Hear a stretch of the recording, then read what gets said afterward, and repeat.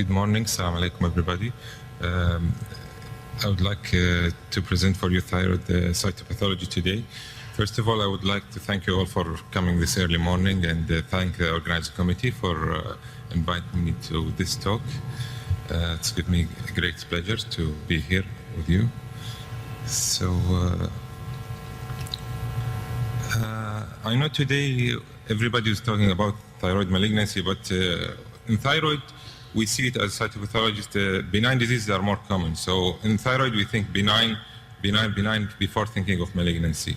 So it's although it's the most common malignant endocrine tumor, but benign diseases are more common. So and it needs a multidisciplinary approach. So first, I would like to present this graph. It's taken from the National Cancer Institute in the USA, and you can see here. For simplicity, the red columns means that tumor are increasing in incidence over years. And the blue is which tumors are decreasing in incidence. So thyroid is the top among male and female races in the USA.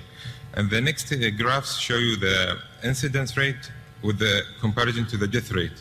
So we see in the death rate, the thyroid is the second most common leading cancer leading to death among US cancers. Okay, so the reason why we do FNA is to differentiate the tumor, is it benign or malignant. So, and this will give implication to do surgery or monitor and avoid unnecessary surgeries. So, fine needle aspiration, after completing the investigation, it's the first non-invasive procedure or minimally invasive procedure to evaluate any thyroid nodule. Usually it's easy and inexpensive and very fast, rare complications. You need a good cytopathologist to perform it. And as I said, it's 69% of... Closer? Okay. 69% of the cases we have are benign. Only 4% we encounter is malignant. And 10% will be indeterminate, and this is unfortunate for pathologists and the clinicians to deal with this kind of diagnosis, but we have to deal. And 17% will be non-diagnostic. The sensitivity of the thyroid FNA is 83%, and the specificity is 92%, so both are high. The false positive rates, we have around 3%, and the false negative rates around 5%. So for a cytopathologist, for me to give you a good diagnosis, I need an ideal smear. So I need to have a well-visualized, well-stained cellular material. I need to have, the smear must have provide assessment for the architecture pattern of the tissue fragment. It must provide me with a detailed nuclear morphology because it's important to diagnose cancer based on nuclear morphology. Some homobodies and colloid stains also should be appropriate to reach a good diagnosis. So in some cases we give a report of inadequate or unsatisfactory. And there are many reasons for that. It's not only technical. Sometimes it's related to the tumor by itself. So some lesions with a scarring or thick fibrous calcified capsules, some cases of thyroiditis, and some cases of cystic lesions, we don't get enough material to give a diagnosis. So this affects the report. And finally, I put the sampling error and bad technique. This is related to man error, but most of the time it's related to the lesion itself, the inadequacy in the reports. So what should we do to minimize the inadequacy reporting? We should, when we sample the lesion, we should do multiple needle passes. We should get at least 6 properly prepared smears. We should also get air-dried and alcohol-fixed slides preparation. And we should check for adequacy on site for the thyroid lesions. We should have a minimum of 6 groups of well-preserved follicular epithelial cells on at least 2 slides from the 6 we prepared. And each group of the 6 should have at least 10 well-visualized, well-stained cells. This is the latest adequacy criteria we have. So this picture gives you an idea about 3-dimensional and 2-dimensional view of the thyroid follicle. So if you see the diagram, A represents, and the top diagram, A represents the three-dimensional follicle. So when we have a section through the follicle, we see only the colloid in the center with the cells surrounding it. When we have a section or we see the follicle from top, we see honeycomb appearance. And this is what we have in cytology. So sometimes we have the honeycomb appearance, like in this case, or we see the follicle with the colloid in the center. And this is in benign thyroid lesions. In neoplastic lesions, whether benign neoplasia, adenoma, or carcinoma, there will be architectural distortion. And this will give me a picture of syncytial architecture or irregular formation of the follicle. So in this case, we lose the polarity. There is no honeycombing, and the nuclei will be overlapping, like in this case of follicular carcinoma. We have overlapping and the crowding of the cells. Okay. So next part of my talk is about a new term, diagnostic terminology introduced in 2007.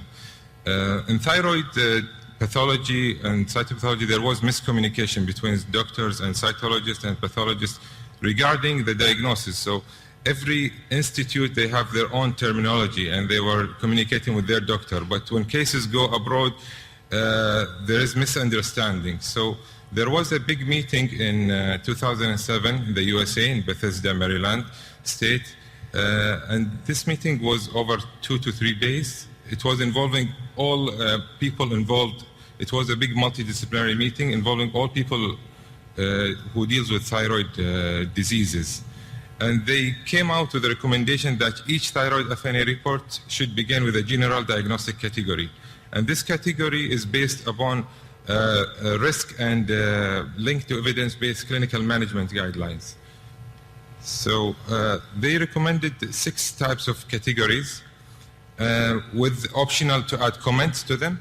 So the first category will be non-diagnostic or unsatisfactory. And this one, the risk of malignancy in this case it depends on the clinical history, because we don't see any material. So it depends if the patient has a history of radiation as a childhood, or if there is a family history, if there is lymph node involved. The next category is the benign category, and this category carries a risk of malignancy between 0 to 5%. The next one is atypia of undetermined significance, or follicular lesion of undetermined significance.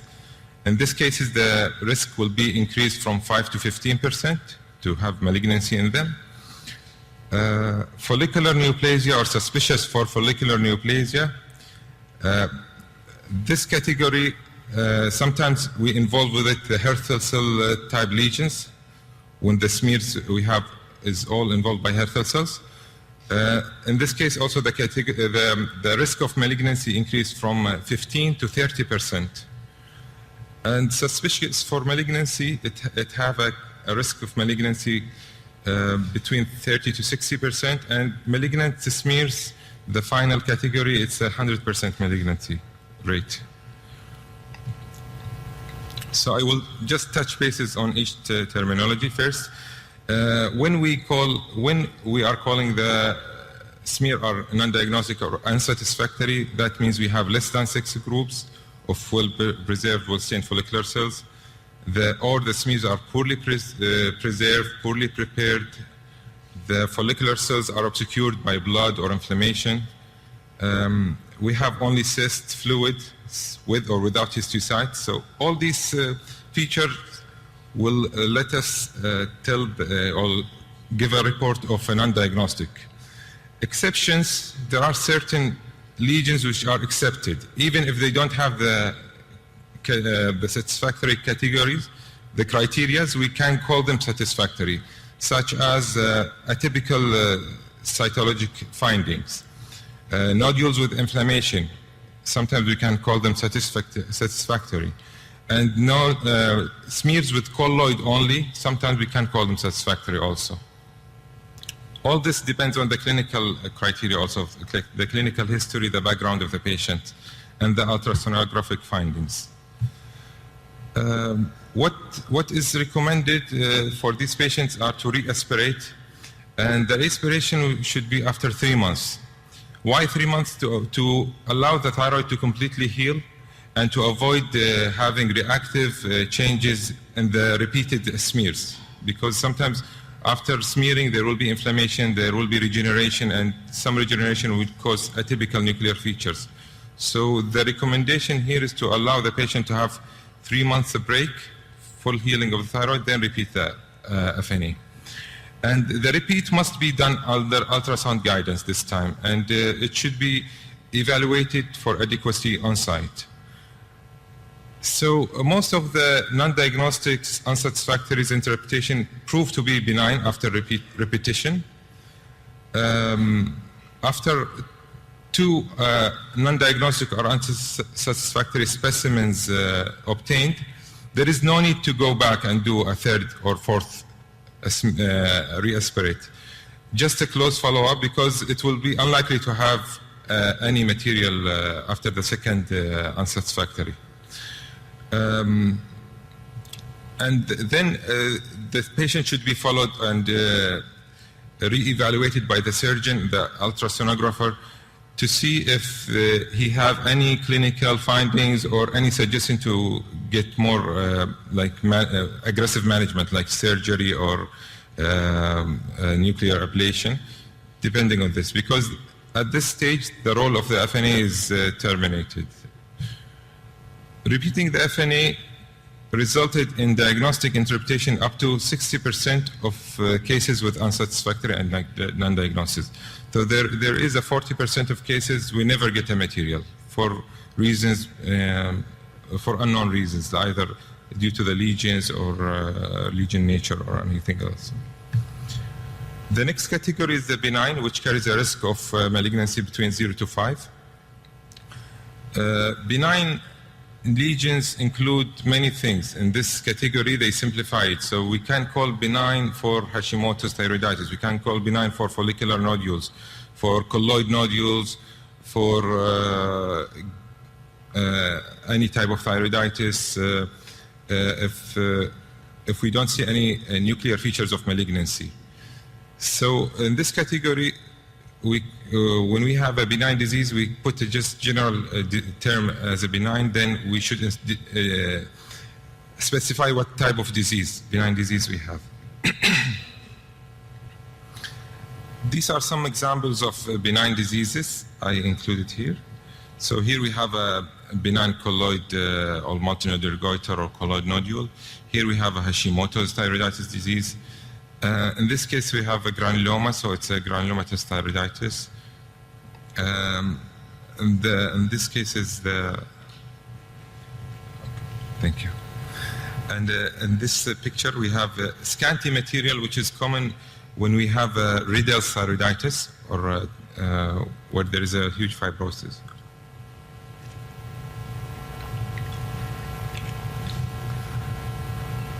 The third category is the one nobody likes, is the atypical or atypia of undetermined significance or follicular lesion of undetermined significance. The frequency of this interpretation should be around 7% of all thyroid FNA interpretation. So if you work in an institute where they lots of AUS or floss, so there's a problem with the lab, I see. It should be around 7% only. And the recommendation in this case is repeat FNA at an appropriate interval of observation, may be helpful if clinically indicated. And the risk of malignancy in these cases are 5 to 15%. So for this category, people try to help the patients. So because we see some atypical cells, we see some abnormal cells, there was some trials to include genetics. So in this picture, it's not very clear picture, I hope you can see it. In 2007, there was a study to include the RAS mutation, the BRAF and red PTC to try to differentiate if we have a follicular lesion, whether it's a papillary carcinoma, follicular carcinoma, or anaplastic carcinoma from adenomas. And then recently there was an introduction of a new study, a new test called AFERMA. It's a gene expression classifier. This test can be done on FNA samples, and usually compared to the previous one, the BRAF and the red PTC mutation is more sensitive. It carries a sensitivity of 92% compared to 63% in the previous studies. And it can identify benign nodules with 94% negative predictive value. So it has a high negative predictive values in identifying benign nodules. But still about 5% of the cases still they are missed. So it's in the same range of benign thyroid cytology. So because when we call something benign, we have a chance of 5% getting a malignancy. Also in the AFERMA, when they said it's negative, there is a chance of 5% to miss a diagnosis. And 10% of the cases in this study, 10% of the cases, they reported with no result due to technical or inadequate mRNA yields. Okay, so these tests only used for atypical thyroid FNAs. Next category is the FN or SFN is suspicious follicular neoplasm or follicular neoplasm, either with the Hertel cells or without Hertel cells. So these follicular adenomas and follicular carcinomas, they have overlapping cytological morphology, and we can diagnose them only in histological sections. FNA has no role in differentiating. So any lesions with features suspicious for follicular carcinoma, we cannot say it's a carcinoma. We have to say it's a follicular neoplasm or a suspicious for follicular neoplasm, and we allow the surgeon to do a simple lobectomy or near total thyroidectomy to see if it's a malignant or benign, because in follicular lesions, we cannot say benign or malignant by cytology itself. So in these cases, the FNA is a screening test. It's not a diagnostic. It's a screening for selecting which patient should go for surgery and which patient can be monitored for some time. The recommended management in this Bethesda meeting was this patient diagnosed with follicular or suspicious for follicular neoplasm to have the lesion excised, surgically excised. Most of them with hemithyroidectomy or lobectomy. This is the recommendation. Sometimes they have metaplastic changes, Hertel cell metaplastic changes, but the Hertel cell metaplastic changes, we can see it in reactive and hyperplastic conditions, such as Hashimoto's lymphocytic thyroiditis and multinodular goiters. Also, the Hertel cells can be seen in neoplastic lesions and adenomas or canceromas, but distinction between them is based on histological features. So a thyroid cytology report should not, or a cytologist should not say this is a Hertel cell carcinoma or follicular carcinoma or adenoma. It should be reported as follicular neoplasm or Hertel cell neoplasm. That's it. This is the recommendation. And again here, I put a note that most of these nodules diagnosed by FNA are benign when they do the histological examinations. So the risk of malignancy, as we said here, is 15 to 30% only. And this category or diagnostic category qualifies the surgeon to ask for a frozen section in these cases. If the fine needle aspiration have papillary architectures.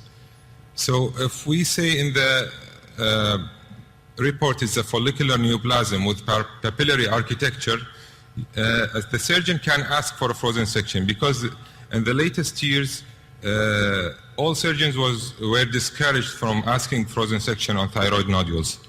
But in these cases, they have excuse to ask. And this is what was recommended also in the Bethesda. Another example, these are some examples of follicular lesion or suspicious for follicular neoplasms. Okay. The next category is the suspicious for malignancy. This one also carries a higher risk of malignancies, reaching up to 60 or 70% of cases to be malignant. Why we call it suspicious and not malignant is because they have some features. They don't have the full features of malignancy. But these features are sufficient but not conclusive to give a diagnosis. So we call it suspicious. And this patient usually, sometimes patients treated with radioactive iodine or carbimazole or other pharmaceutical agents can show nuclear atypia, which can make us suspicious of malignancy in these cases. So they are qualified also to get this diagnosis. Also in this category, they said, depending on the clinical suspicion and the cytological suspicion, intraoperative frozen section, intraoperative frozen section is not helpful. So frozen section is only helpful in follicular neoplasm. If we say it's a suspicious for malignancy because we are seeing some features of papillary cancer, don't ask for a frozen section because it's not helpful. Even if it comes negative, there might be a cancer being missed there. So intraoperative frozen section has no rule in the suspicious lesions. And the recommendation is, if you have a nodule more than 4 centimeters, do a total thyroidectomy with a pathology report or a cytopathology report of suspicious for malignancy.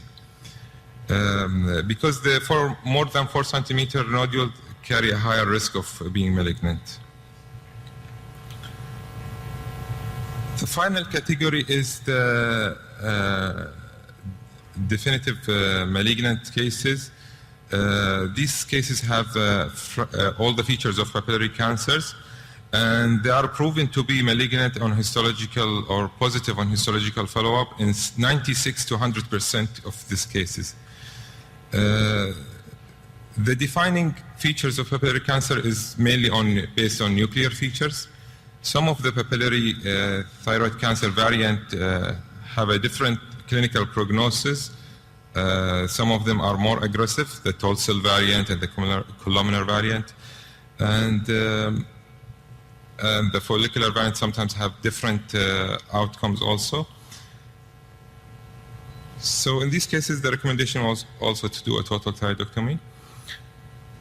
In the category of malignant, the 6th category of malignancy, papillary cancer can be included with all its variants. So the follicular variant, the oncocytic variant, the macrofollicular variant, cystic, tall cell, columnar, and Warthin-like and hyalinic trabecular variant. They are all included in this category. So I will talk a little bit about papillary cancer. It's the most common among thyroid cancer, with women being more common, 3 times more than males. 2/3 of papillary thyroid cancer occur in young patient up to 55. They have a high incidence in patients with the radiation exposure during childhood. The pathology usually it's unencapsulated arborizing papillae with well-differentiated follicular cells, rare mitosis. 50% of cases have some bodies, and usually are multicentric. occurs in both lobes also. They have commonly involved in local invasions, and they spread to local cervical lymph nodes, and distant. If there is distant spread, it's mainly to bone and lungs. Okay, and these are some features of papillary cancer. We can see the variants. This is the macrofollicular variant. This is the cystic variant. We see some histiocytes. The oncocytic variant, follicular variant. Okay, the follicular carcinoma is also the second most common after papillary cancer, but its rate is less, it's 10% of the cases. It's usually related to iodine deficiency. It's also more common in women. As presentation, it will be more advanced with the distant metastasis. And also it is sensitive for TSH and takes up iodine, so it can be treated. Sometimes we have, but the problem is that we have problem with the FNA. We cannot diagnose it on FNA. It should be diagnosed on cytology, on histology. I will skip this because my colleague Dr. Nabil will elaborate more on follicular carcinomas. This is some examples of follicular variant of papillary cancers we see. Hurthle cells. So Hurthle cells, usually they are, we call them oncocytic cells, and usually they are variants of follicular cancers. So they can occur in the follicular carcinomas entity or in the papillary. But as by themselves, there is no Hurthle cell carcinomas, so either follicular or papillary. And they are more aggressive. They don't respond to iodine uptake and should be treated more aggressively if they occur. Medullary carcinomas, we can diagnose them confidently by cytology. We can do some immunos. They are either sporadic or related to genetic familial mutations. Okay, and these are some examples of medullary cancers. They have a variety of morphology: spindle cell, plasmacytoid cells, single cells sometimes. Sometimes they have vacuoles with calcitonin inside it, which we can use it for immune studies. And sometimes they look columnar. They are associated with multiple endocrine neoplasia, type 2A and 2B, and familial medullary thyroid carcinomas mutations. So I put here some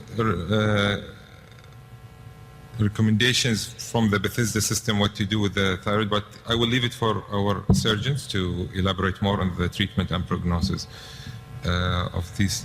Just I want to show you this final table from the Bethesda, the latest Bethesda system. We have here the 6 categories with the risk of malignancy. So in the unsatisfactory, we don't have a risk of malignancy. It depends on the repeating the sample, the clinical suspicion of malignancy, and the management also. It's to repeat with the ultrasound guidance and see what if we can classify it with these categories, or if we cannot, then the management depends on multidisciplinary approach. The benign carries a risk of 0 to 3 risk of malignancy. And the recommendation here is to do a clinical follow-up. Atypia of undetermined significance carries a risk of malignancy of 5 to 15. And the recommendation is to do a repeat FNA also with ultrasound guidance. Then the rest, the follicular neoplasm, suspicious for malignancy and malignant, they carry a higher risk of malignancy and they are treated by surgery. So this summarizes the categories with the risk they involved in and the management needed. Other malignancies in thyroid. Couple of minutes. Yes, okay, I'm finishing now. Other malignancies which are very rare, this is why I didn't talk about, are poorly differentiated thyroid carcinomas, undifferentiated anaplastic carcinomas, squamous cell carcinomas of the thyroid, and metastatic tumors to the thyroid and lymphomas. And by this,